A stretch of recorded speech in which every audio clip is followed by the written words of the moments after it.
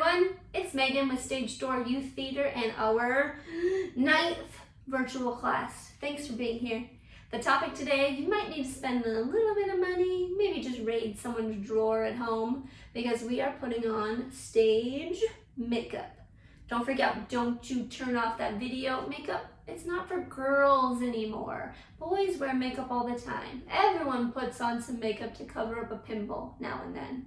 But on stage, everyone, all of the actors wear stage makeup. And here's why. It's not about beauty on stage as much as it is about the audience being able to see you. That $20 ticket to Hamilton, all the way in the back row, they want to be able to see the performers on stage. So they wear stage makeup. There's also tons of lights all over the stage. And when you turn on more than 1, 2, 3, 4, 10 of them, your face suddenly disappears. It's like a piece of paper. So if you don't want to think about stage makeup, just think about it as we're painting your face. We're going to paint on your cheekbones and the shadows by your cheeks. We're going to paint your nose, making it look like it's sticking out. Painting your jaw, so that way your face is sticking out. So there you go. Maybe it makes it a little easier for you. If it is your first time doing any kind of makeup, make sure you have family, somebody nearby. Like I said, if you go and purchase something, make it cheap. Wait to buy the expensive kits until you know what you're doing, or before you're in lots and lots of big shows, big audiences. Right now, just do the cheap stuff. I have my kit though in the bathroom. Hopefully you'll come with me, follow along, and then of course put the makeup onto your face to practice. All right, we'll see you in there. Bye. Hey everyone, welcome to my bathroom for our stage makeup tutorial. I have all the supplies I need, which is a kit. This is Benai. There are a few other brands, maybe $20 for the kit. And then some face wipes, so you can wipe off your face before and afterwards. Make sure you don't have any allergic reactions or you don't get pimples after wearing all the makeup. The supplies in the makeup kit, they come with a sponge, really sturdy, strong sponge. Like a nice brush for just some crisp edges when you're making straight lines. A stipple sponge, which we won't use today, but it's used for maybe you want to add some facial hair, or if you're doing like Halloween kind of work, you can make it look like you're undead, like a zombie. And then the two most used ones would be a foundation and your highlight and shadow. So these are the ones we'll mostly use today. Foundation is basically just a base coat. Whatever color your face naturally is. If you go to the store, they have like thousands because they want to get each tiny little difference between people. In the makeup kits, there's not as many choices. So this one is just fair light. Sometimes you add a few other colors to it. Maybe it's just good enough. The color should be a little darker than your face naturally is, because when you get all of those lights pointing at you, your face turns a little bit brighter or lighter. So if you go a little darker, then the light makes it look like it's normal. So I have my foundation. And then this little kit, color palette kit, they have all of what they are on the back. You can see that I use the top two mostly for my shadow, which is darker, and my highlight, which is lighter. The other two colors are maybe for lip color or rouge for your cheeks if you use those. So my first step is to just put the foundation all over my face. You don't even have to be delicate about it. It's just about cover everything up and make one base coat. So let me do that.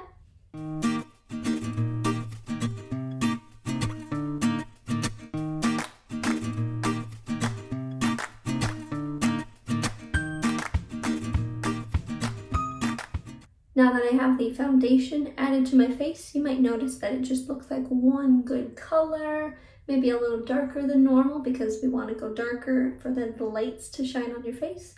Next is adding shadow and highlight. Those two words are the most important two words for makeup. Shadow is the darkness on your face where the light doesn't usually hit, and highlight is where the light does hit. So highlights would be on your cheekbones, your forehead, right here in your chin, top of your nose would be a highlight.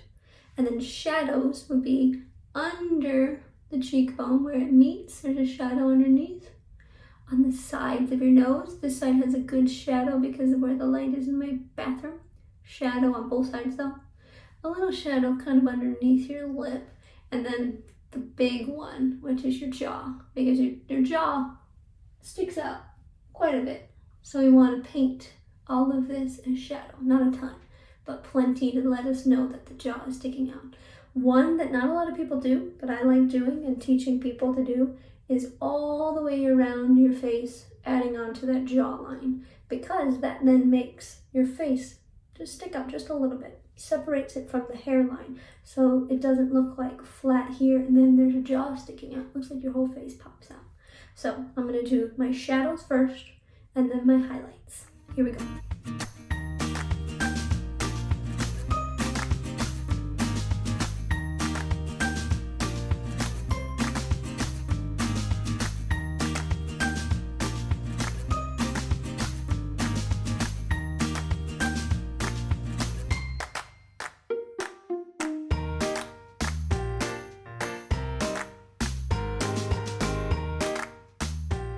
You might be able to see just like a nice little shadow of darkness under my jaw, excuse me, my cheekbone, and it looks natural. It looks like, well, yeah, that's your cheekbone, but now I've painted it on. This might be good for just a couple rows, maybe 10 rows of an audience. Now I'm gonna add a little bit darker to make it like it's hundreds of rows. You'll see up close, it doesn't look natural, but it looks clean, and then far away, it's about them so they can see me. So now let me double it up. Make it twice as much.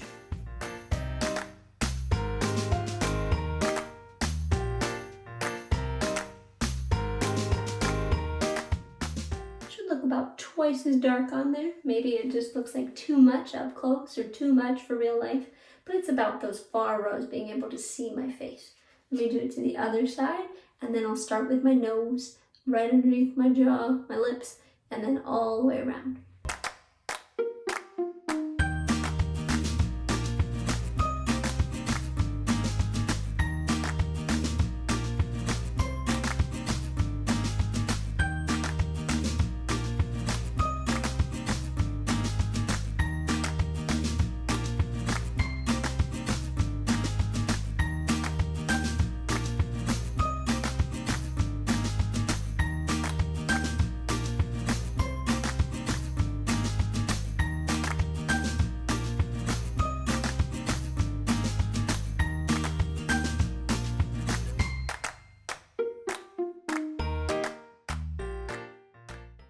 Alright, so I should have a good strong cheekbone, my jawline, a little bit dark underneath if you can tell, and then I went around. I always have some hair. It always gets caught in the color, in the shadow. So it always looks like there's that circle left over. So I use the technique, I blend sometimes with my fingers and just dab like I was the sponge. So dabbing or blending the colors together, making it fade nicely, and then I faded or blended the shadows down and all around. So that way it doesn't look like a straight line anymore, it just looks like a little bit of color everywhere, helping it pop. Next, we have our highlight. With highlight, I just like using the sponge and just kind of testing and adding a little bit to it, adding more when I need to. And this is where the light hits. So we'll put a lot of highlight on our cheeks for sure. Top of the nose, forehead, and chin.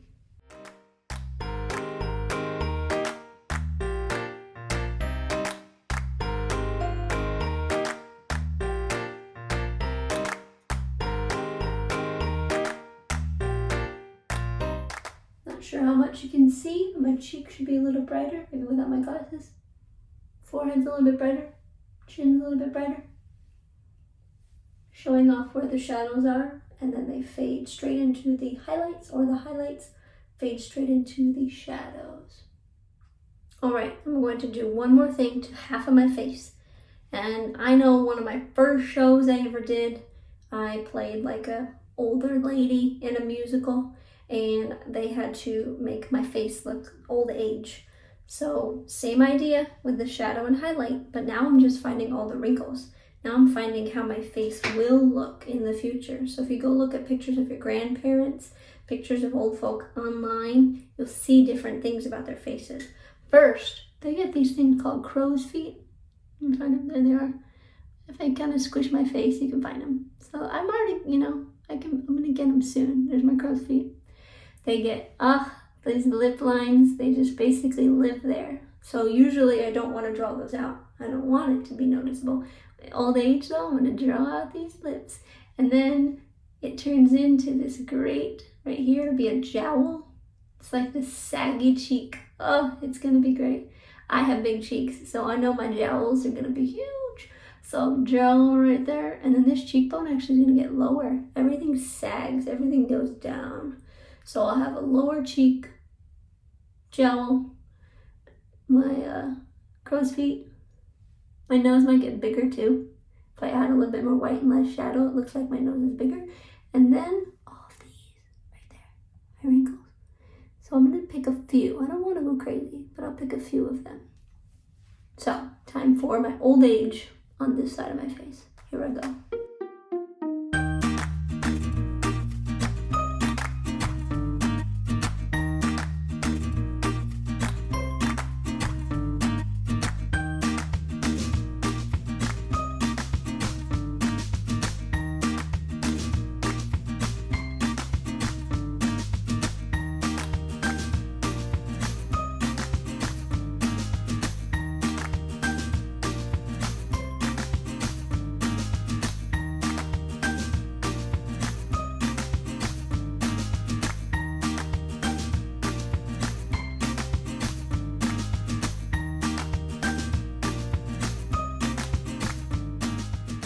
Next, each one of my wrinkles have to have a highlight because it's basically going down for the wrinkle and then up for the skin, down and up and down and up. So that's shadow, highlight, shadow, highlight.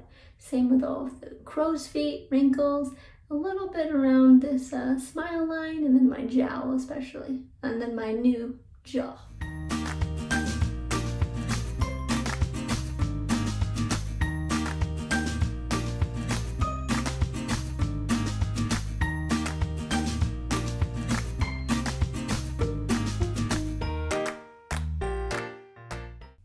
So I know today I rushed, and usually it takes like 2 hours to do like full old age makeup, but here's a good like half.